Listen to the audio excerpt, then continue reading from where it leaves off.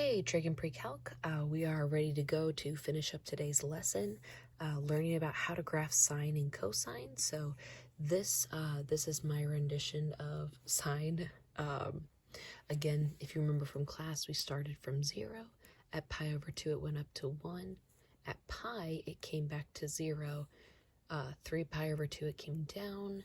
And then at 2 pi, it came back up to 0. So it's like a complete revolution through the unit circle. I also have some of the in-between angles, so the 45 angles. So pi over 4, 3 pi over 4, 5 pi over 4, and 7 pi over 4. Now, remember how we got these was we were looking at the unit circle. When, excuse me, when the angle is 0, what is sine? And we'd look at the unit circle, and we would look at the point that it provided in sine was that value right there. Cosine would be the x value. So first we went through and we found all the sine values and we graphed them with their corresponding angles. And then we did the same with cosine. Now cosine I didn't write them in, but I left spaces for pi over 4, 3 pi over 4, 5 pi over 4, and 7 pi over 4. So if you wanted to, you could fill those in. But notice how sine and cosine, they are actually the same graph. It's just cosine, or you could say sine, is offset by about half pi. All right, so this is just a look through. You guys can see how I did my graphs. Remember the number in back. If there's a number in back, that tells you how it shifts up and down. Then we came to, so that was sine, how sine looks when you shift it up and down, and then this is cosine when you shift it up and when you shift it down. So this is down by a half. Cosine usually starts at 1, so it started at the half point there. All right, la la la la la la la la. Transformation amplitude. Amplitude is the height of the arch. So from this kind of middle point here, how high does it go? This one, with the 2 in front of the sign, it means twice as high. So instead of this first arch just touching the value 1, goes all the way up to 2. So anyway, we discussed this in class. These are what the graphs look like. This is a amplitude of half height. So instead of going all the way up to 1, this sine graph only goes up to a half. So it's a little bit more shallow, where this one is a lot more steep. All right. This is when we have multiple transformations going on at the same time. So this graph, it is shifted down 1, so it moves down 1, and it has twice the height. So where this sine would have started at 0, it shifted down 1, and then instead of just going up 1 to make its height, it doubles the height. So boom, boom, there we go, at pi over 2. Also, just remember you can plug these in and find these values and plot them. So might as well do one, right? Let's see here. Let's go to radians, since we're plugging in radians. And let's just go for that guy right there. So this is sine. So this is 2 sine. Oh, where's my pi button? I shift around between different calculators, so I sometimes lose this stuff. Oh, there it is. Pi divided by 2, and then minus 1. And there you go. So at sine pi over 2, the value is 1. This one we did not get to do in class because I wanted to jump to the next slide and talk about the shifts, and I think there's one more thing. Anyway, we'll look at it in just a second. This one, if you'll notice, this has a flip to it, has a negative in front. So not only is the amplitude of this cosine a third of its original height, but it's also flipped. So instead of cosine having this nice like swoop down and come back up, it'll do the opposite. It'll go up and then come back down. And once again, plugging in values, you'll get this right here. Sorry, I don't have like my pi over 2, pi, 3 pi over 2, 2 pi. Oh, just kidding. I put them down there. Oh yeah, because it's shifted up. So take a moment to look at that. If you've got more questions, please let me know. All right, let's see here. Oh yes, this one was good. So in this transformation, this is a radian shift or a period shift. That's probably its most common form that it's known by. So a period shift. That's when you have either multiple revolutions between 0 and 2 pi, or you have a portion of a revolution between 0 and 2 pi. And that all stems from that little number right in front of the x, but after the cosine. So we do, we kind of talked about this in class. If I plug in 0 into this problem, and 2 times 0, well, that would be 0. What's sine at 0? 0. What if I plug in pi over 2?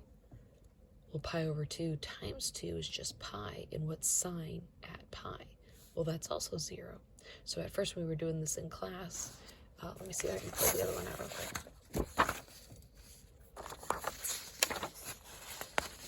There we go.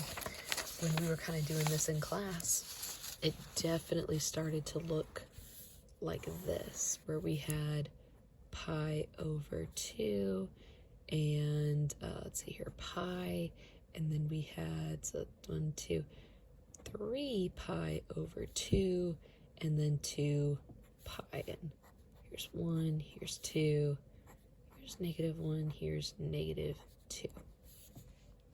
So when we plug in 0, like we said, it becomes 0. But when we plugged in pi over 2 into this, and it just became pi, well, the sine value at just pi is also 0. So we actually started graphing, and then let's go ahead and just do this one.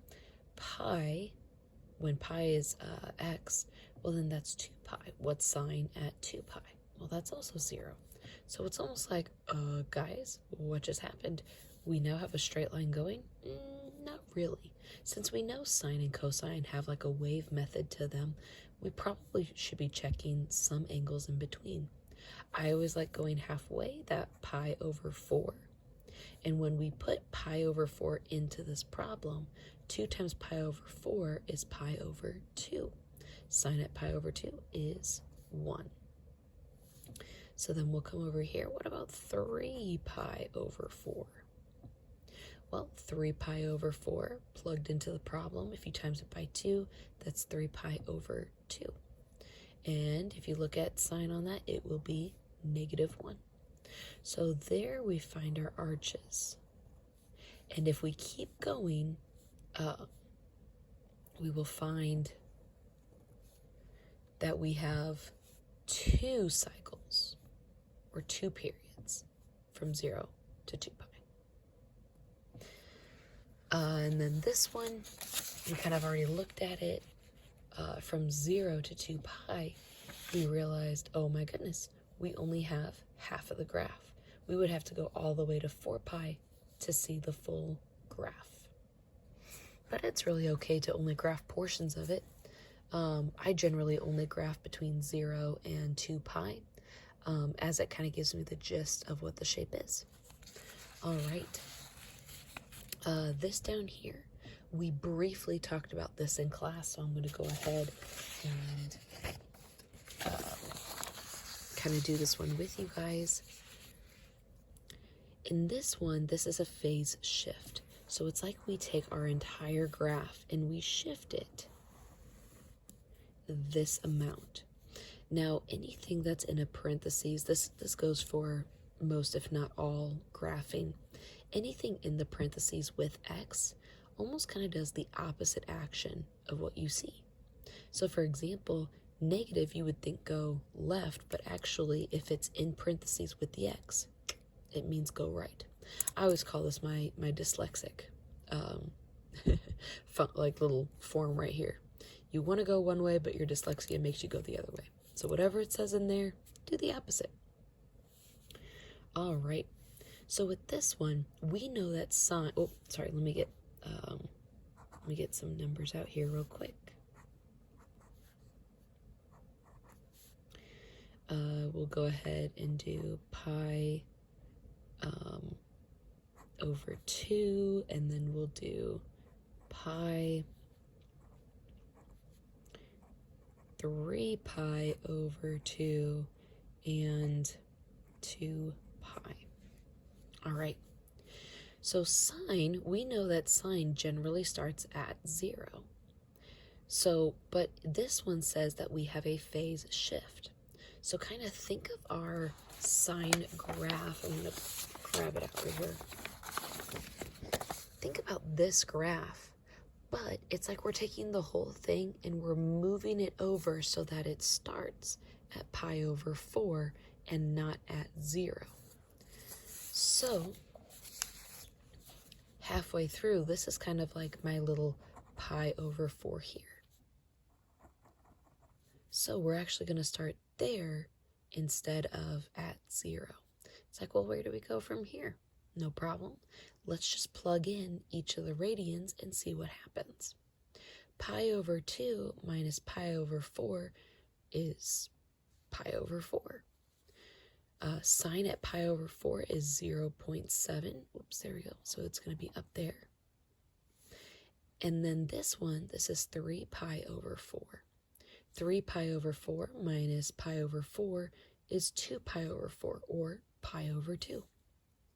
Sine at pi over 2 is 1. We'll keep plugging them in, and you'll notice that we start to get our shape back. And we'll actually end about pi over 4 after 2 pi.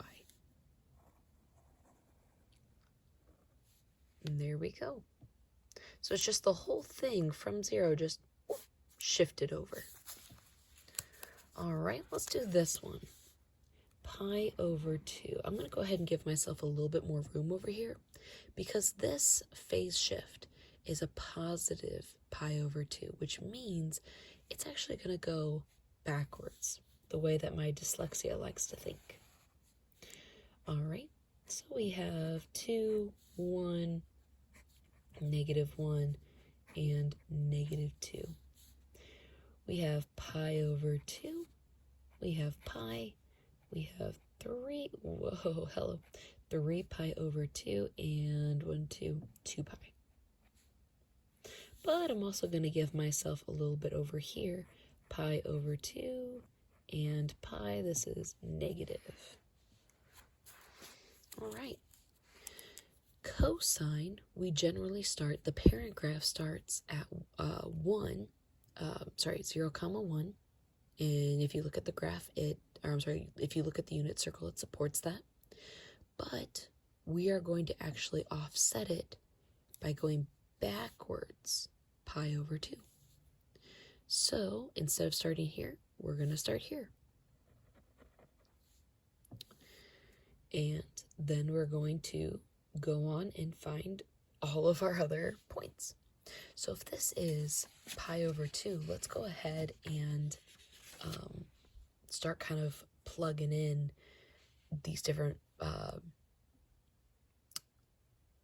these different values that we got here. So like let's just start with this one, for example, just so we can get the gist of it. If we put negative pi over 2 for x, negative pi over 2, positive pi over 2, that's 0. Cosine at 0 is 1. All right, well, what if we plug in 0? 0 and pi over 2, so that's cosine of pi over 2. What is cosine at pi over 2? On the unit circle, that is 0, or if you plug that in, that's 0. Pi over 2 plus pi over 2, that's a full pi. So that's going to give us to -1. And then pi plus pi over 2 is 3 pi over 2. So that's going to bring us back to 0. And then 3 pi over 2 plus pi over 2 is 2 pi. And that brings us back to 1. And there you go. That's your shifted sine and cosine. All right, down here real quick. You've got this, but I kind of want to make sure that we know kind of what we're doing before we leave this. A, for amplitude. If A is greater than 1, then you are going to have a taller graph. So just write the word taller there. Better yet, let's kind of section this off a little bit. If A is greater than 1, then the graph will be taller